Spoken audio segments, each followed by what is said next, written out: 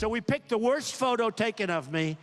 I would have loved to have had a beautiful smiling picture, but somehow that doesn't go with the title of the book, or frankly, the contents of the book. On the very first page of the preface of his brand new book, Crippled America, Donald J. Trump reveals why he chose his cover photo. Quote, "I wanted a picture where I wasn't happy, a picture that reflected the anger and unhappiness that I feel rather than joy."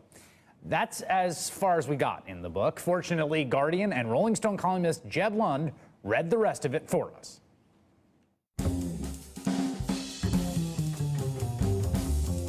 It's selling like hotcakes, so we'll see. Joining me now is Jeb Lund, columnist for The Guardian and Rolling Stone. All right, Jeb, your impressions of Crippled America.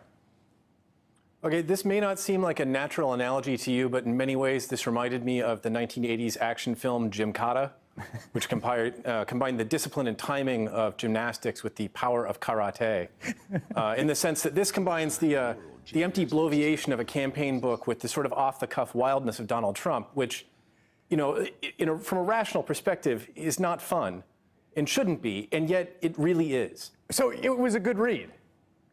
Yeah, I mean, unlike most of these books, you get the sense that Donald Trump really did write this. And in fact, he probably wrote this like with an earpiece in while driving a car or something, just dictating to somebody down the end of the line.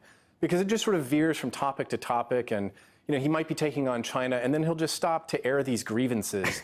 And you get the sense that really the only editing process was a guy sort of going through and removing the moments when Trump said, we're going to fix this, the thing, the doohickey. And so that's removed, but everything else is sort of leaping from topic to topic is still there. So my question about this is, he wrote this very quickly, and I say wrote lightly. I mean, I think you're probably right. This was probably a dictated enterprise. But he's got a stump speech now. I mean, if you hear his, he basically does the same shtick. Is there anything different in the book than the stump speech? Yeah, actually, there's this striking bit sort of about 2/3 of the way through, which sounds very populist. He says, "A few years ago, Moody's, the financial investment agency, calculated that every $1 of federal money invested in improving the infrastructure for highways and public schools would generate $1.44 back to the economy. If we do what we have to do correctly, we can create the biggest economic boom in this country since the New Deal." And it sort of reminds you of those populist notes that he was hitting at the beginning of his campaign when it sounded like he might go after other Donald Trump-like figures. And you just sort of wonder what might have been. In the pantheon of campaign books, you're now on your third. Where does this stack up?